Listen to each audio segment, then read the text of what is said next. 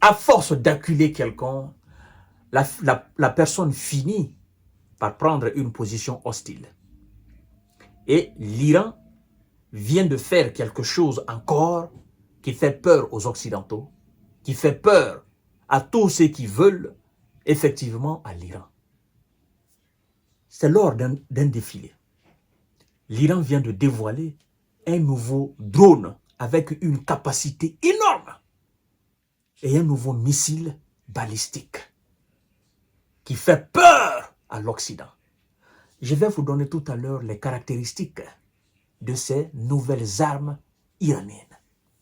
Vous savez que l'Iran, depuis le début de l'opération spéciale militaire, puisque les Ouïza et leurs alliés veulent affaiblir la République islamique iranienne, l'accuse de, je ne sais, fournissement de missiles et de drones à la Russie. Et ils disent d'ailleurs que c'est en échange de technologie nucléaire. Chose que l'Iran n'accepte pas.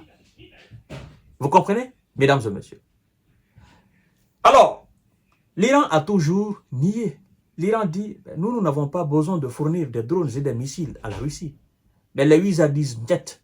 Alors, l'Iran est sorti de son silence. C'est-à-dire, écoutez, puisque vous fournissez des missiles et des armes à l'État hébreu, vous ne voulez pas qu'on en parle. Et nous savons pertinemment que vous fournissez, vous ne voulez pas que le monde sache, le monde va le savoir dorénavant. Et d'ailleurs, vous, pourquoi vous fournissez des missiles et des drones à l'Ukraine? Pourquoi vous supportez l'Ukraine? Alors, si on comprend bien, vous avez la légitimité et la légalité de supporter, d'armer quelqu'un qui ne fait pas partie de vos organisations, mais quant aux autres, ils n'ont pas cette légitimité et cette légalité. Vous vous prenez pour qui? Vous êtes les gendarmes du monde? Et qui vous a nommé gendarme du monde? Qui vous a donné ce rôle-là? Qui? De quel Dieu vous tirez ce rôle-là? Nous sommes tous des êtres humains sur cette terre. Et donc, chacun doit travailler sa défense. Si vous voulez, continuez à sanctionner l'Iran. Mais l'Iran est déterminé plus que jamais à assurer sa défense, à assurer sa sécurité. Et l'Iran travaille constamment dans l'armement, travaille constamment dans le développement de ses arsenals. Ce qui est le cas de la Corée du Nord. L'Iran a compris la politique, la géostratégie et la géopolitique. L'Iran a compris que sans une bonne défense, il n'y a pas d'indépendance, il n'y a pas de souveraineté et personne ne va vous respecter sur cette planète Terre. C'est ça, mesdames et messieurs. Voilà. L'Iran, accusé de fournir des armes à la Russie, dévoile un nouveau drone et un nouveau missile. Ah, la sauce devient très douce. L'Iran a dévoilé ce samedi 21 septembre 2024, un nouveau missile balistique et un drone d'attaque à sens unique lors d'un défilé militaire selon les médias d'État. Les gouvernements occidentaux accusent l'Iran de fournir des drones et des missiles à la Russie pour les besoins de la guerre contre l'Ukraine. C'est que Téhéran refuse catégoriquement. Alors, mesdames et messieurs, de quel missile et de quel drone s'agit-il? Écoutez parfaitement, parce que ça, c'est du nouveau et c'est du lourd. Le missile Jihad.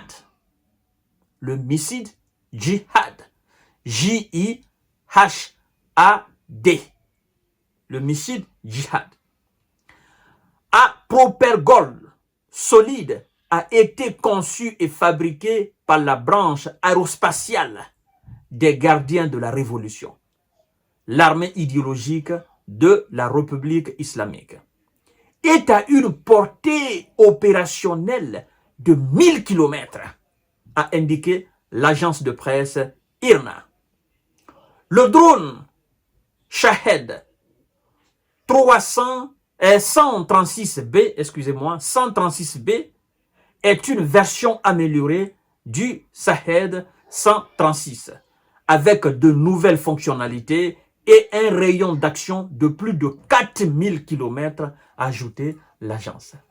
Vous savez, ce qu'on est en train d'assister là, en fait, au lieu de mettre beaucoup d'argent maintenant dans la conception des avions d'attaque, des avions de combat, la nouvelle guerre, la guerre moderne, se fera dorénavant avec des drones. moins coûteux, mais avec des capacités énormes. C'est-à-dire, c'est qu'on peut mettre dans la conception d'un avion de chasse, le nombre de millions qu'on peut mettre dans la conception d'un avion de chasse, en fait, ça peut vous donner 3, 4, 5, 6, 7 drones de capacité énorme. Un drone qui a un champ de destruction, n'est-ce pas, de 4000 km. Ben, écoutez, mesdames et messieurs, ça c'est un avion d'attaque, un avion de combat de haut niveau. Vous comprenez? Un missile qui va jusqu'à 1000 km, missile balistique. Mais ça dépasse alors le missile ATACMS américain, qui a une portée juste à 925 km. 925 km. Et l'autre côté, c'est 1000 km. L'affaire devient très intéressante, mesdames et messieurs et mesdemoiselles. C'est pourquoi nous disons, mesdames et messieurs, arrêtons de provoquer les gens. Arrêtons de provoquer les gens. Les visas doivent cesser. Ils doivent arrêter. Parce que s'ils n'arrêtent pas, l'Iran, de plus en plus, devient une puissance mondiale dans le domaine militaire. Et qui se trouve juste à quelques microns d'un des pays les plus supportés par l'ensemble du bloc occidental. Vous imaginez? L'Iran est en train de monter, est en train de monter. Et un jour viendra, peut-être qu'aujourd'hui, ils en ont, mais ils ne l'ont pas encore déclaré. Un jour viendra officiellement où ils vont déclarer que dorénavant, ils sont une puissance nucléaire et donc ils auront naturellement des armes nucléaires. Et donc, ça sera comme la Corée. Les Ouïsas vont continuer à mettre leurs pressions, leurs sanctions. Mais l'Iran ne voudra absolument rien savoir parce qu'elle sait que, voilà, mon indépendance se trouve dans ça. Le Pakistan a. Hein? Eux-mêmes, les Ouïsas ont. La France a. La Grande-Bretagne a. Certainement, l'État hébreu a. Et pourquoi pas moi, l'Iran? Eux, ils sont qui pour me donner des injonctions? C'est pourquoi la Russie et l'Iran sont en train actuellement de renforcer, n'est-ce pas, les liens d'amitié, mais aussi de coopération dans le domaine de la défense et de la sécurité. Et rien ne va les empêcher à le faire. Parce que, ben écoutez, ce sont des pays qui sont tous sous le coup des sanctions américaines, des sanctions européennes. Et donc, ils se disent, ben écoutez, ça tombe bien. Avant, moi, je n'étais pas dans le lot des sanctions, des sanctionnés du moins.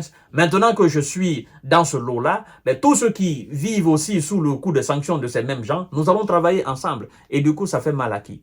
Ça fait mal à tous ceux qui ont sanctionné. Parce que dorénavant, il y a une très grande puissance nucléaire dans le lot de ceux qui sont sanctionnés.